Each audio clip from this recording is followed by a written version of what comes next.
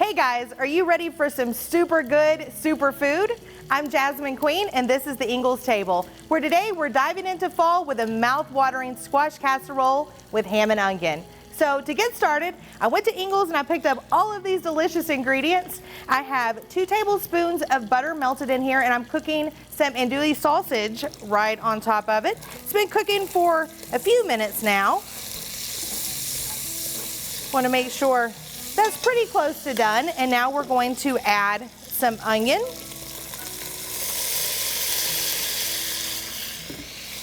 And you guys know I like to get my onions and peppers already diced at Ingles. I'm all about saving time, and Ingles helps us do that with pre-slicing vegetables for us. So we're going to let these onions saute just for a minute. Don't want them to cook too long, but just enough where they're almost translucent. I'm just going to make sure I'm stirring those so none of these guys get stuck to the bottom.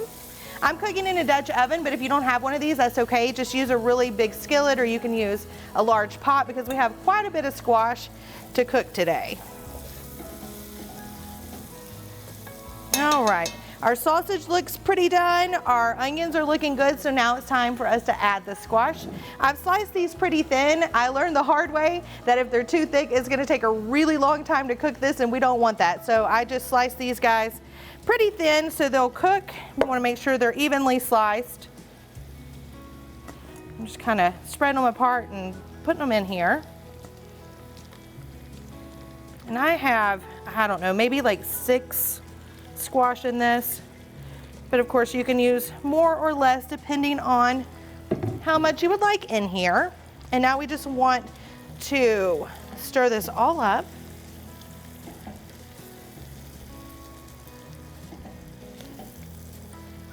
Make sure we get some of the butter coating our squash.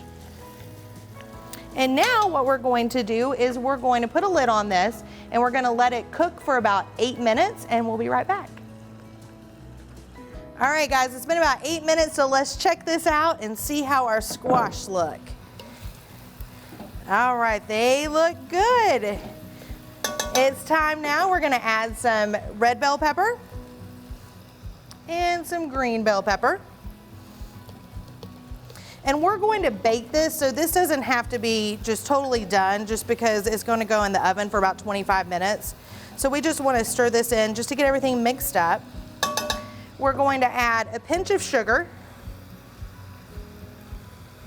maybe a little extra. And then we have some Cajun seasoning. So if you like it spicy, we're gonna add a lot. If you're not into spice, then you can even omit this if you want to, but I like things spicy. So we're just gonna start dumping this stuff in here, and then we'll stir it around. We wanna make sure that everything's coated with this Cajun seasoning.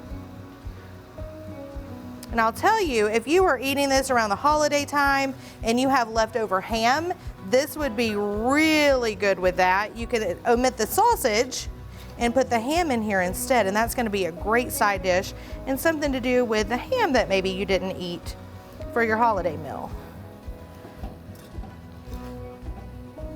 All right. Oh, why not? We'll put just a little bit more in there. Get it nice and spicy. So our next step is we are going to drain the water out of this pan. Squash is going to make a lot of excess water, and you want to get that off there because when you bake it, you don't want your squash to get wet and slimy. So we're going to dump the water off of this, and then we'll put it in a casserole dish. Our oven has been preheated at 350, so we'll get that in the dish. We'll let it cook for 25 minutes, and then we're going to top it with some Parmesan cheese and breadcrumbs and bake for an additional 5, and then I'll show you what it looks like when it comes out of the oven. All right guys, it's out of the oven now and ready to eat, and it looks amazing. I want to thank you so much for joining me today here at the Ingles table. Make sure and explore the rest of the site for more wonderful fall recipes. See you next time.